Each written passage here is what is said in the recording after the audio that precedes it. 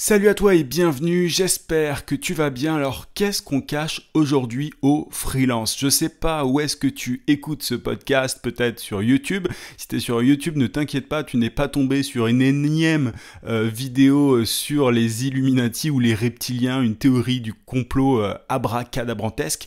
Mais c'est vraiment un truc que je voulais partager avec toi si tu es indépendant, si tu es freelance aujourd'hui. Parce que il y a des choses en fait qui ne sont pas forcément en notre pouvoir. Il y a pas mal de choses qui sont pas des choses qui ne sont pas sues par les freelances et il faut en prendre conscience pour sortir du cadre, pour notamment mieux gagner sa vie.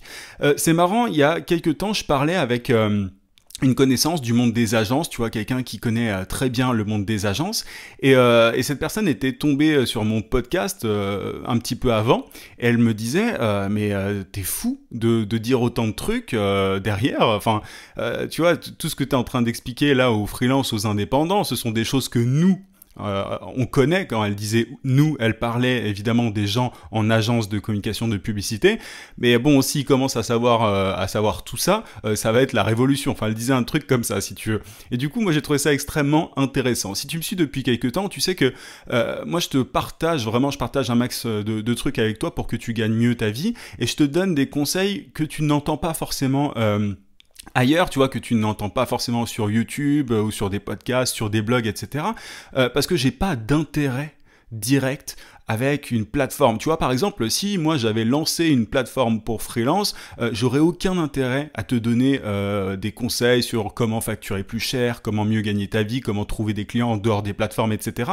Et souvent, ce que tu peux retrouver sur Internet, dans les blogs et tout, même de grosses boîtes, ce sont des conseils un petit peu dans les clous, dans le cadre. Tu vois, on te donne pas toutes les clés, parce qu'on n'a pas intérêt en fait à ce que tu aies toutes les clés. Pourquoi ça? Moi je considère aujourd'hui que, tu vois, aux États-Unis tu as 40% de la force de travail qui est indépendante, donc on pourrait dire, pour caricaturer un petit peu, que 40% des gens sont freelance. Aujourd'hui, le freelancing, c'est quelque chose qui est de plus en plus important, c'est quelque chose qui se répand, il y a de plus en plus de freelance, et voilà, je pense, moi c'est un petit peu ce que je prédis, mais je suis pas le seul, dans quelques années, le freelancing sera une grande partie de la force de travail en France, en francophonie et dans le monde de manière générale. Et du coup, tu vois, aujourd'hui, les salariés, concrètement, ils sont encadrés par des salaires. Tu vois, il y a des grilles de salaire en entreprise, tu vois, tu peux pas passer d'un poste à un autre facilement. Tu vois, il y a une espèce de rigidité. Et moi, j'ai peur que plus le freelancing se normalise, plus le freelancing soit rigide, en fait. Il y a de grandes chances qu'il soit rigide, que du coup les tarifs notamment de freelance soient encadrés presque. On pourrait même peut-être, tu vas se dire qu'à un moment, les tarifs de freelance seront encadrés, que tu pourras pas demander plus de temps, etc. Et au final, le freelancing sera le nouveau salariat. Et c'est évidemment pas ce qu'on veut. Tu vois, si toi aujourd'hui tu as envie de devenir indépendant, ou si tu l'es, c'est clairement pas pour avoir la même vie qu'un salarié. Et un des éléments qui nous pousse à nous lancer souvent, c'est qu'on veut gagner plus que dans le salariat, simplement parce qu'on veut pouvoir faire plus de choses, profiter plus de notre temps, etc. Mais le problème, c'est vraiment ça, c'est que tu vois, plus le freelancing se normalise, plus concrètement il y a de concurrence et tout, et on n'a pas intérêt, personne n'a intérêt. Quand je dis on, ce sont les plateformes pour freelance, tous les acteurs du freelancing, personne n'a intérêt à te donner les clés pour, facturer cher et sortir du cadre. On essaye un petit peu comme un berger, si tu veux, de rassembler les moutons. Concrètement, parce que tu vois, c'est vraiment, je pense, l'image parfaite pour ça.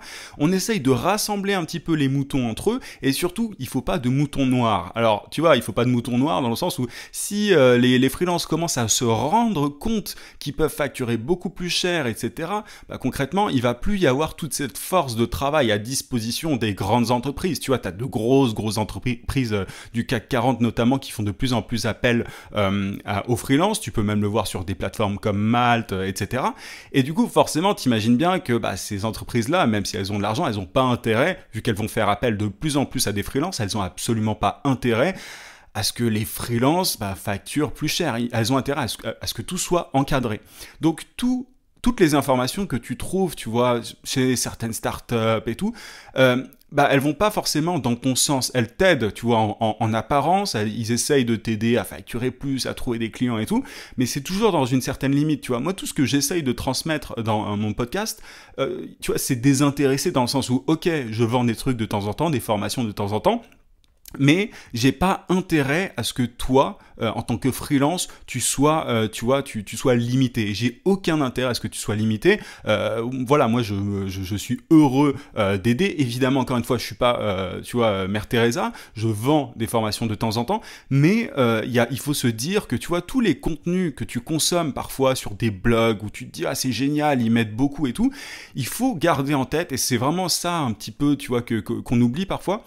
Il faut garder en tête que tu as des acteurs qui ont intérêt à favoriser le freelancing pour qu'il y ait beaucoup de freelance, pour pouvoir fluidifier le travail comme certains aiment le dire, tu vois, pour pouvoir un petit peu avoir un marché du travail plus fluide. Alors on va pas faire de politique, c'est pas du tout le sujet aujourd'hui, mais tu vois un petit peu ce que je veux dire. Mais par contre, donc on veut plus de freelance, mais par contre il faut pas qu'ils débordent, quoi. Donc on va pas leur montrer des techniques pour facturer 10, 20, 30 fois plus cher qu'un freelance classique, que la moyenne. On a vraiment intérêt à ce que tout ça soit bien encadré, soit bien gardé. Donc tu vois, les startups qui alors je vais éviter de parler de tout le monde, mais tu vois les startups qui concrètement aident à trouver des clients via leur plateforme, faut que tu te dises qu'elles ont intérêt à ce que tu restes dans les clous, que tu sois, tu vois, dans cette masse de freelance qui facture à peu près pareil. Les startups qui t'aident au niveau administratif, alors c'est génial, tu vois, il y en a des super, des startups qui aident les entrepreneurs pour ça. Tu vois, moi-même, je fais appel à certains de ces outils-là, mais il faut toujours garder en tête, je pense qu'il faut vraiment garder son esprit critique, toujours, de toute façon, mais il faut toujours garder en tête que, tu vois, il y a une favorisation du freelancing, mais cette favorisation ne profite pas forcément aux freelances. Il faut garder en tête que les plateformes, par exemple, elles ont intérêt à ce qu'il y ait de plus en plus de freelance pour avoir, encore une fois, plus de main d'œuvre pas chère, etc. Tu vois, donc dès que moi je reçois parfois des coups de pression et tout à droite à gauche, peu importe, mais du coup voilà, concrètement moi tout ce que je partage avec toi, il faut vraiment se dire que je suis un peu finalement, alors j'aime pas trop le terme, une voix dissidente dans tout ça, parce que je n'ai pas intérêt. Tu vois, si je sortais une plateforme pour freelance, il faudrait vraiment ne plus m'écouter. Surtout le jour où je fais ça, ne m'écoute plus, ne désabonne-toi de la chaîne, etc. Fais ce que tu veux, mais surtout ne m'écoute plus parce que j'aurais un intérêt à ce que tu restes dans les clous. Et le truc, c'est qu'il y a, tu vois, il y a une minorité aujourd'hui d'indépendants qui s'en sort très très bien, qu'on appelle des consultants. T'as des consultants notamment comme Alan Weiss qui sont des consultants qui gagnent plusieurs millions de dollars. Alors c'est parmi parfois les premiers consultants, ce sont ceux qui s'en sortent le mieux, mais parce que ils ont élaboré au fur et à mesure du temps une méthodologie pour facturer plus, etc. Et c'est très très loin du freelance lambda que tu as peut-être en tête dans le digital qui exécute une liste de tâches, celui qui va se contenter de poster sur les réseaux sociaux, de traduire, d'écrire un article, etc. Il faut vraiment faire la distinction entre cette élite, tu vois, des consultants et la somme, l'innombrable, les innombrables freelances du marché qui concrètement sont les nouveaux salariés. Moi, je l'ai déjà dit il y a pas longtemps, mais j'ai renommé mon podcast Freelance Elite pour vraiment me distinguer de ça. Tu vois des écoles, tu sais, sur Internet qui se déclarent être les premières écoles du freelancing. T'en as quelques-unes qui disent oui, nous on est la première école pour aider les freelances à développer leur activité, etc. Mais souvent tu te rends compte que, et je citerai pas de nom encore une fois, mais souvent tu te rends compte que toutes ces plateformes, tous ces sites, pardon, ils sont copains entre eux, tu vois. Ils sont copains. Ils font des séminaires ensemble et tout. Du coup, tu peux te dire bon, il y a des intérêts, tu vois, qui sont convergents et du coup, forcément, tu peux te dire que l'idée en tête à la fin, c'est qu'il y ait beaucoup plus de freelance, mais surtout, encore une fois, qu'ils restent dans les clous. Faut pas qu'ils fassent les fous. Faut pas que ces freelance lambda, comme je les appelle souvent, se transforment en consultants, se transforment en gens qui facturent cher. Alors concrètement, tu vois, il pourra jamais y avoir, et ça c'est aussi parce que tous les freelances ne sont pas entrepreneurs. Je pense vraiment que tu vois, tout le monde ne peut pas facturer cher parce que tout le monde n'a pas le bon mindset, le bon état d'esprit, cet état d'esprit entrepreneurial. Tout le monde n'est pas prêt à sortir du cadre. Donc, tu vois, on n'arrivera jamais à 90% de freelance qui facturent décemment. Donc, il y aura toujours des entreprises qui profiteront de ce nivellement par le bas, mais il peut y en avoir plus qu'aujourd'hui. Et moi, c'est vraiment ma mission, c'est mon objectif, c'est d'aider à ça, c'est de t'aider à sortir du cadre et d'arrêter de... Tu vois, j'avais fait un podcast sur la malédiction des 300 € par jour. Il faut sortir de cette malédiction-là. Et pour ça, il faut sortir de ce mode de pensée unique dans lequel on essaye de te confiner. Et tu vois, que ça soit, enfin, je ne vais pas citer de nom encore une fois, mais les différentes plateformes, toutes les startups, même si en apparence, elles peuvent avoir des intentions ultra pur, tu vois, des fois tu te dis oh, c'est génial, ça va aider les freelances, ça va favoriser l'entrepreneuriat. Moi j'en ai un petit peu marre en fait de cette idée de oui le freelancing c'est trop bien, va vivre sous les cocotiers. Ce sont des conneries qu'on essaye, tu vois, on essaye de te faire miroiter un truc, on essaye de te montrer oui c'est tout beau, c'est génial, il suffit de faire comme ça machin et tu vas t'en sortir. C'est pas vrai, c'est pas vrai et tout ce qu'on veut derrière c'est plus de freelance pour concrètement faire plus de bises parce que ce sont des plateformes et tout qui mettent ça en avant pour avoir plus de clients pour pouvoir utiliser telle ou telle application. Bref, tout ça ce sont des conneries. Et les agences, tu vois, je t'en parlais au début avec la connaissance qui me disait ah mais t'es fou de dire autant de trucs. Les agences elles ont bien compris, tu vois, qu'il fallait pas qu'il fallait pas de mouton noir en fait, de freelance mouton noir. J'aurais presque pu appeler mon podcast freelance rebelle ou freelance mouton noir ou ce que tu veux.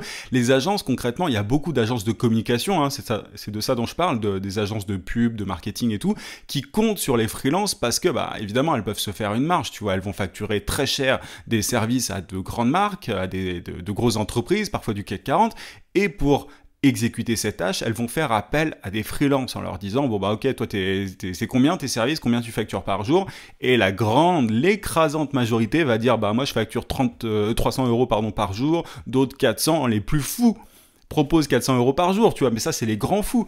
Et voilà, et du coup forcément, bah, quand une agence facture plusieurs milliers d'euros un service, un travail à une grande marque, la marque dit OK, et bah t'as une énorme marge qui est faite sur le dos entre guillemets des freelances. Mais encore une fois, ce discours-là, tu vois.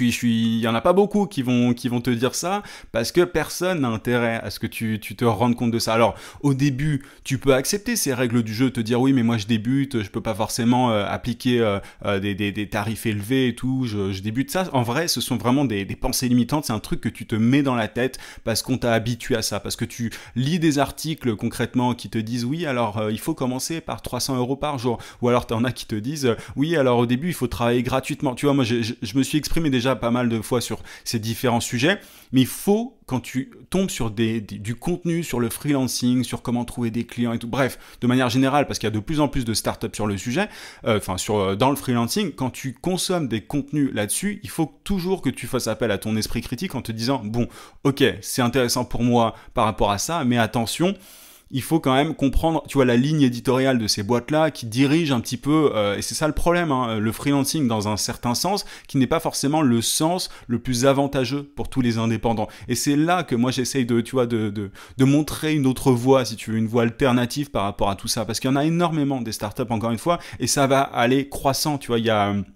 Je sais plus ce que j'avais vu, encore une fois, les chiffres du freelancing, mais c'est vraiment important et c'est pour ça que, tu vois, moi je suis content en fait que le podcast grossisse, non pas juste pour ma gueule, mais aussi parce que, bah, tu vois, il n'y a pas assez, je pense, de personnes qui montrent une autre façon de faire et concrètement, bah, je serais heureux que quelques personnes qui se lancent ou qui n'aient pas forcément cette autre vision tombent sur mon podcast pour pouvoir ouvrir un petit peu leur champ de vision et pour se rendre compte que oui, elles peuvent facturer plusieurs milliers d'euros, oui, elles peuvent très bien gagner leur vie, mais il faut sortir de cet état d'esprit freelance lambda, freelance classique qui exécute des tâches, qui travaille à l'heure, qui court après des clients tous les jours, bref. Mais c'est vraiment de ça dont je voulais te parler aujourd'hui, cette face cachée, on n'a pas forcément conscience de ça, tu vois, toi aujourd'hui tu as peut-être la tête dans le guidon, tu te dis il me faut des clients, il faut que je facture 300 € parce que sinon c'est trop cher, il faut que j'utilise telle appli, il faut que tu lèves un petit peu la tête hors de l'eau et que tu te dises ok,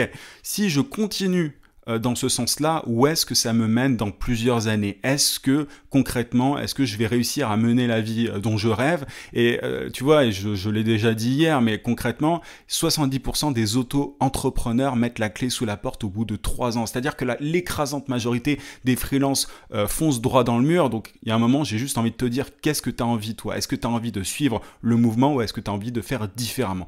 Voilà un petit peu ce que je voulais te dire aujourd'hui. En tout cas, si ça t'intéresse d'avoir une attitude entrepreneuriale, faire différemment et gagner mieux ta vie, pratiquer des tarifs élevés, pratiquer une méthodologie de vrai consultant plutôt que de petit freelance, j'ai sorti une formation qui s'appelle Tarif en or dont je te parlais hier, qui a un tarif avantageux, préférentiel jusqu'à dimanche 23h. Après, la formation prendra son tarif classique tout simplement.